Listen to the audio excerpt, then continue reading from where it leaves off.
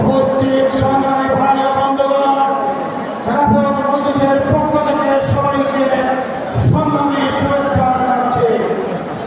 গেল 17ই অক্টোবর জাতীয় জুলাই সনদ স্বাক্ষরিত হয়েছে।